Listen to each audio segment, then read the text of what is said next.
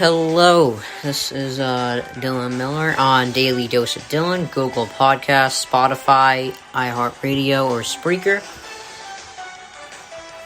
We got some Tom Brady talk, some Super Bowl talk.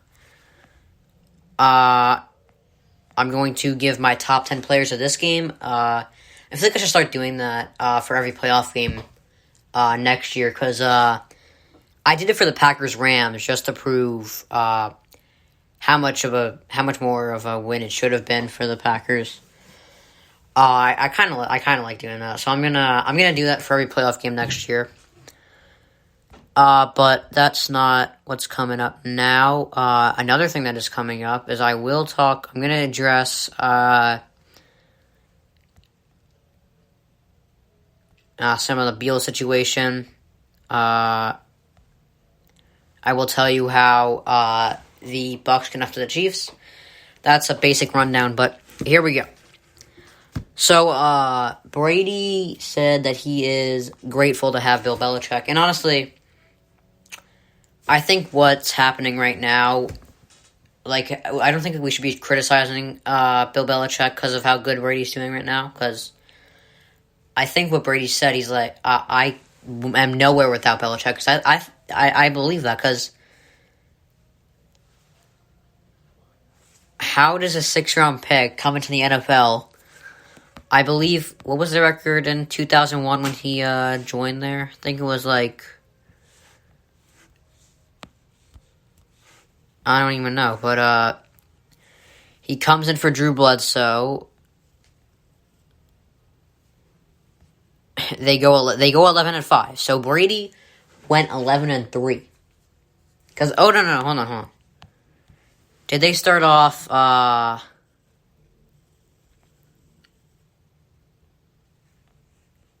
No, they started off 0-2, and then they went. So Brady went 11-3. So I don't think a 6th-round pick does that without a great coach. He's nowhere without Belichick. Belichick developed him. That's why I still think Belichick's the best coach ever. I ran down my top 10 coaches ever. I said Lombardi and Belichick are tied for 1. Correction, Belichick's the best still. And by the way, I did make comparisons for the top 10 dynasties. I do have some switch-ups. The 90s Bills are more like the Titans than they are... They were more like the Titans. Then I forget who I even said they were like more than that. But they're more like the Titans. They have 2 good wide receivers, A.J. Brown, Corey Davis, and James Lofton, and Andre Reed. Good quarterback, Tannehill, Kelly. The Titans have the best running back in the league. That's why I thought it would be great to put them with the 90s Cowboys, but it's better for this because they have 2 good running backs, Thurman Thomas, Emmitt Smith. Thurman Thomas, Derrick Henry. Respectable coaches, Marv Levy, Mike Vrabel. Another correction I made is so the 90s Cowboys are more like the Saints now. Both great quarterbacks, Breeze, Aikman. 1 great receiver, Thomas Irvin. Great coach, Jimmy Johnson, Sean Payton. Great running back, Alvin Kamara, Emmitt Smith. And great defense. And then I said the 70s Steelers are actually more like the Seahawks than the Dolphins. Great quarterback, Bradshaw, Wilson. Great receiver, Swan, Metcalf.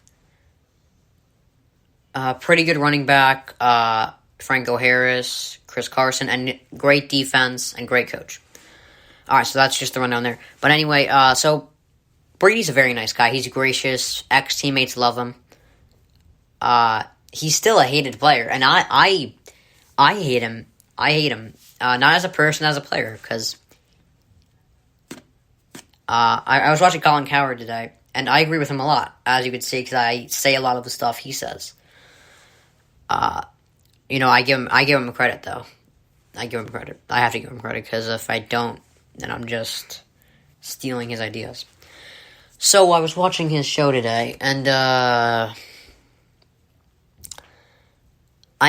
always thought oh, shoot. All right. We all know we hate him because he wins, but I always knew there was another reason I hated him other than why he won. Because LeBron always is in the finals. He doesn't always win, but he's always in the finals. But I like him. Why do I like him? Because he's been to 10 finals too. He's been to 10 finals. Brady's been to 10 Super Bowls. Why do I like LeBron so much more? Because we never need to embrace Brady. LeBron, for 7 years, was with a sorry franchise that he was trying to bring back from the deads. And and he would bring them to like the Eastern Conference Finals, but that's where the lack of depth on their roster was exposed in the Eastern Conference Finals. Against either the Celtics or the Magic, whoever you wanted, they were going to get exposed. Their lack of talent was going to get exposed. Tiger Woods had a life full of controversy.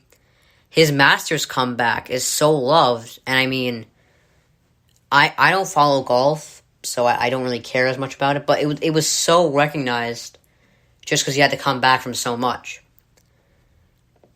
LeBron had to overcome a crappy franchise. So we had to embrace him there. You have to embrace the athletes we like. We have to embrace. You had to embrace Michael Jordan. He was with a terrible franchise for a while too. Then they got Scottie Pippen, and then they thrived. He got beat up by the Pistons constantly. You enjoyed seeing Jordan win and LeBron win because of how they've had to overcome. Brady doesn't need to overcome anything. His biggest enemy is time. That's another reason. That's why we don't like him. That's why I don't like him. That's why I like LeBron and not him. LeBron overcame things. Brady didn't. He's just always been a winner. Alright, so for every great quarterback, there's something that makes them special. Brett Favre had this gunslinging arm. Marino had a release that no one has ever seen before.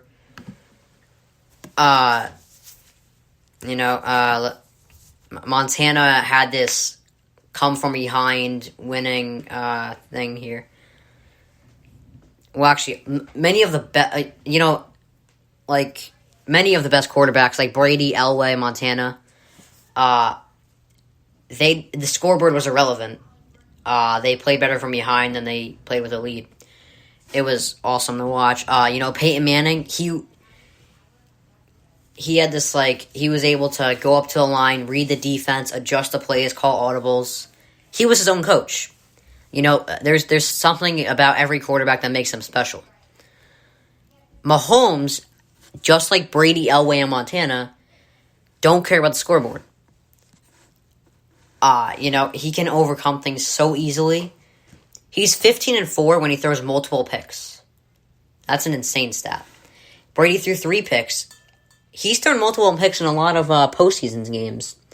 He's won all of them. Or a good amount of them. It's just like this. So,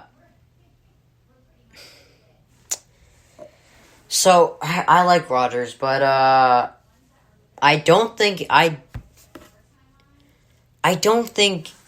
he has an inability of overcoming things at all. He has some of the best come-from-behind wins. We've seen it. But there are stats that do prove that he does. Here's what I think happens. He makes a mistake. He has maybe one or two drives where he kind of fizzles out. He's like, oh, God, that was such a bad mistake. And then he comes back. But those 1 or 2 drives are the difference in the game. That's the problem. It's... He has a sub-500 record when he throws 1 pick. So, that's what makes Mahomes special. He's got that Montana, Brady, come from behind. Doesn't matter how you play. early in the game. As long as you come up clutch in the fourth quarter, you're good. Alright, here we go. We got some recent news. Alright, so there was a fan ejected from the Lakers game last night. Now, I don't care about this, really. I genuinely don't care about this, but there are certain stories in this where you just gotta say something about it. First of all, hecklers are ridiculous. It's obnoxious. Like, the annoying thing, what turns me off about hecklers is they think they're cool and they're not. They're like, yeah, I'm hilarious. I'm trashing players. See, there's a reason you're over there and they're on the court. It's because you couldn't do it. So, yeah, I mean, and no one came there to see you. They came there to see LeBron. Or Jordan. Or any great basketball player. They came there to see. They came there to watch basketball. Not some loser in the stands trashing them. And the thing about the NBA is, there are so much more hecklers in the NBA because there's like 40 courtside seats or something.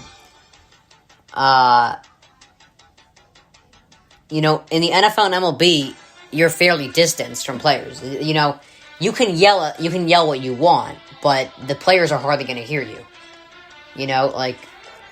Football players have helmets on, so it's even tougher to hear. So you can yell as loud as you want in the NFL and MLB, they're hardly going to hear you. In the NBA, you could say anything, they're going to hear you. And her saying, "Oh, I'm gonna F LeBron up." No. You gotta chill. He's a 6'8", 250-pound person. I don't think you're gonna be the one doing the effing up. Anyway, so far, Brett Favre, great quarterback for the Packers. He got a quarterback drafted on him as well. But, he says Deshaun Watson should just do his job. It's ironic that Brett Favre is saying this. Because, he retired multiple times. I think Favre is right, though, but I also understand Watson. Watson feels lied to right now. Because they lied to him about the GM. They told him, you're going to be in the GM hiring. And then he wasn't. He feels trapped in a crappy organization. And the thing is, he's not doing what Harden did. He just wants to win. This is an outlier situation here. Where the player is actually right. Because how many more years? Because here's what I think happened here. I think he saw Matt Stafford request a trade. And he was like, that man has been in the league for 12 years. 12 years people have been talking about his talent. And he hasn't won a Super Bowl. I want to win. I don't want to be 32 years old in a crappy organization requesting a trade. So now I'm going to request one. And I'm going to have a great career. So I understand it.